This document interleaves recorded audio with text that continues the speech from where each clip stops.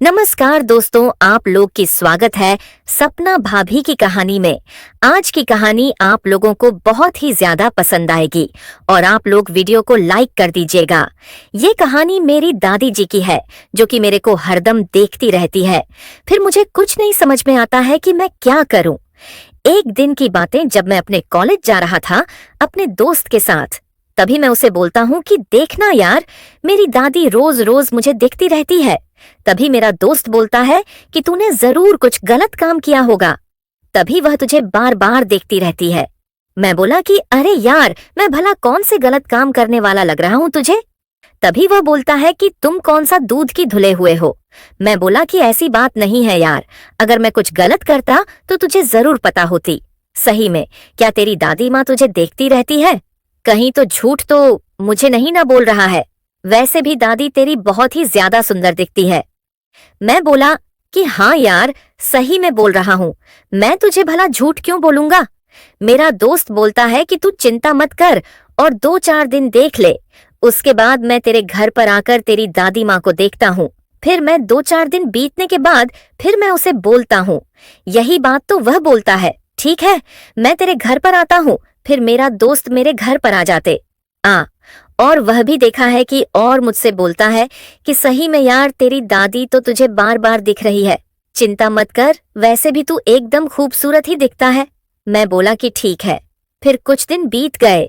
एक दिन की बात है जब मैं और मेरी दादी घर पर सिर्फ अकेले ही रह गए थे और मेरे पापा और मम्मी घर पर आने वाली ही थे, क्योंकि मेरे पापा मम्मी कोलकाता में रहते हैं और वहां पर भी मेरा घर है। फिर मैं अपनी दादी माँ से बोलता हूँ कि दादी माँ, पापा जी फोन कर किए थे, वह यहाँ पर आ रहे हैं।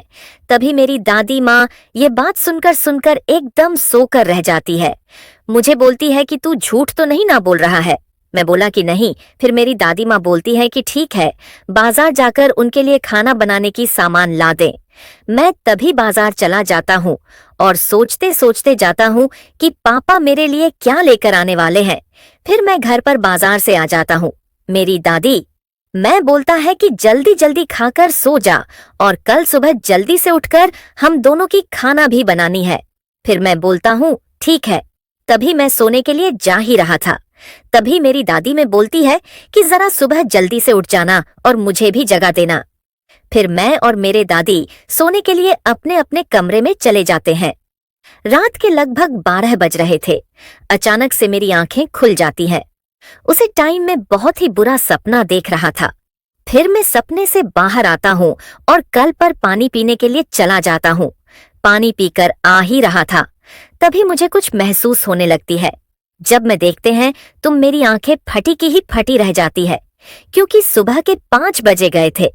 फिर मैं जल्दी जल्दी से अपनी दादी के कमरे में जाता हूँ और उनको नींद से उठकर बाहर लेकर आता हूँ और बोलता हूँ कि अरे दादी माँ, सुबह के 5 बजे गए हैं। फिर मैं उनको बुलाकर घर की सारी काम एक साथ मिलकर करने लग जाते हैं। लगभग 8 बज गए थे और मेरी दादी में खाना बनाने में लग गई थी। फिर मेरे पापा जी और मम्मी जी लगभग 10 बजे घर पर आ जाते हैं और पापा मम्मी बोलते हैं कि अरे बेटा, तो अब कैसा है। अपनी दादी के साथ में बोलता हूँ कि ठीक है पापा जी, अपनी दादी माँ के साथ में बहुत खुशियां पर रहता हूँ।